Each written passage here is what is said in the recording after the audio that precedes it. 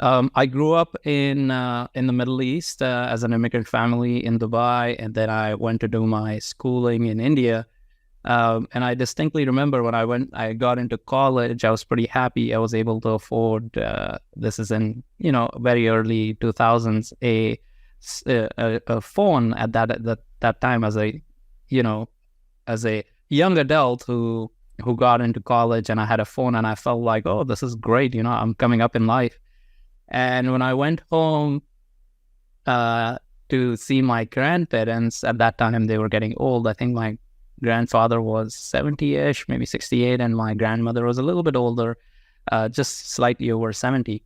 And it was very clear both of them were having challenges in hearing, because my grandfather, who, they'd been married for more than 30 years, he would lovingly always sit on the right side of my grandmother, so as to not make her aware that she couldn't hear. And it's interesting because I'd see their pictures, and he's always on the side with the good hearing.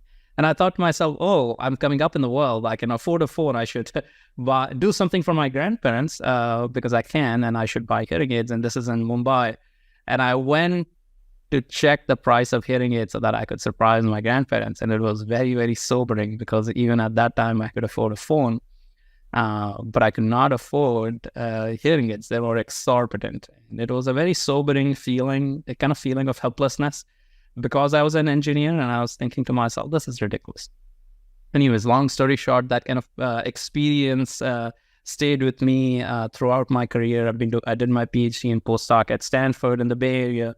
And when I started my lab here at Georgia Tech, we've been consciously thinking about the challenge of building hardware, because hardware is very, very critical for many challenges, whether you want to share the joy of science for children or biomedical devices. And they're often both the enabler, but also the impediment, because information, if you have Wi-Fi on a phone, is free, literally. But hardware is really critical. So we build low-cost tools. I've built children's toys-inspired paper centrifuges for malaria diagnostics. We built a barbecue lighter-inspired mRNA vaccine delivery device, which we've translated into a company now that's commercializing it.